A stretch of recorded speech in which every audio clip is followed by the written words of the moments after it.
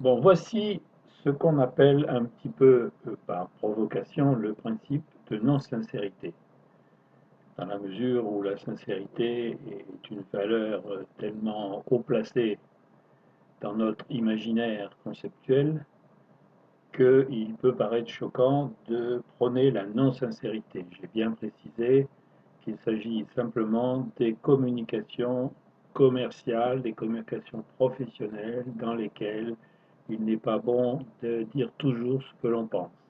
Étant évident que c'est aussi valable dans beaucoup de communications personnelles, familiales, amicales, etc., etc. Et ceci est un autre sujet. Le première ligne montre comment nous ressentons, comment nous vivons, comment nous pouvons raconter ce qui s'est passé avec une autre personne. On va dire dans ce schéma que nous sommes A et que l'autre est B. Alors, nous expliquons à quelqu'un d'autre ce qu'on a fait récemment avec telle ou telle personne. On dit, voilà, moi j'ai dit ça, M1, il m'a répondu ça, M2, je lui ai répondu autre chose, M3, voire même il m'a encore répondu M4 en me donnant une gifle, par exemple, car c'est aussi une forme de communication, etc., etc. Ça, c'est la chaîne des interactions non ponctuées. Non ponctuées, ça veut dire qu'on ne met pas de virgule, qu'on ne met pas de barrière, qu'on ne met pas de parenthèse, etc. Et qu'on vit une relation de dialogue comme étant une chaîne ininterrompue qui a en général pas vraiment un début et pas vraiment une fin, puisque souvent avec nos amis, avec nos partenaires professionnels, lorsque nous échangeons, il y a eu des échanges avant et il y aura des échanges après. Habituellement, nous ponctuons cette chaîne, quand nous ponctuons cette chaîne de la façon que j'ai reproduit ici en ligne 2. Comme vous le remarquez, en ligne 2, je dis M1, c'est-à-dire, en admettant que c'est moi qui commence dans cette séquence, c'est moi qui commence, je dis quelque chose. Ce que je dis est une partie de moi-même. Ce que je dis, j'y tiens, et je dis assez facilement que je suis sincère, que je dis ce que je pense. Peu importe d'ailleurs, mais d'une façon générale, je suis concerné par ce que je dis. Ensuite, B me répond M2. Vous remarquez que dans cette ponctuation, M2 me concerne. C'est-à-dire que quand B me répond, s'il me dit par exemple c'est complètement idiot ce que tu viens de dire, je me sens concerné. Et je lui réponds M3 parce que je me sens concerné et que je réagis à ce qu'il a dit. Donc je suis essentiellement en position de réagir. Et la chaîne continue comme ça. B ensuite me répond M4, je suis concerné par M4 et je suis concerné par ce que je lui réponds M5.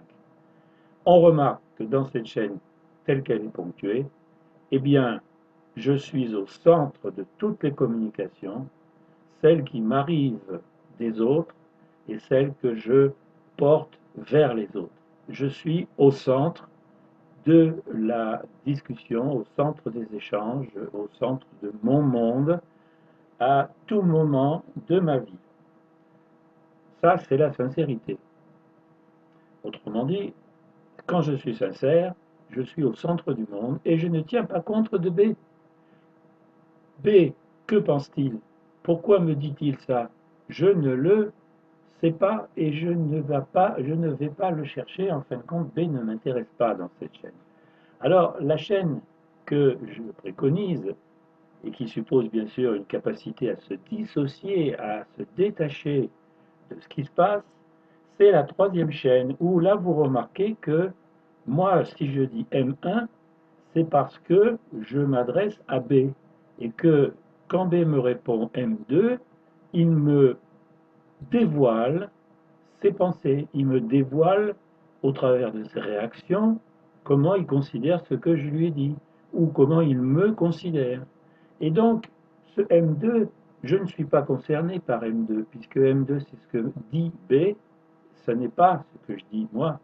Et donc, ce que je dis moi ensuite, en réaction, bien sûr, c'est M3 qui, à son tour, va concerner l'autre qui va me répondre. Et en fait, c'est toujours la même chaîne. si l'on reprend la chaîne de la première ligne, mais c'est la même chaîne en ponctuant la chaîne différemment, et ça c'est un principe de l'école de Palo Alto que vous pourrez découvrir qui s'appelle la ponctuation. En ponctuant différemment, c'est-à-dire en ponctuant de façon non sincère, en me dissociant de la communication, puisque là vous voyez que dans la troisième ligne, A n'est pas dans la communication, il est dissocié. Donc voilà le principe de non-sincérité et voilà l'exercice qu'il va falloir faire.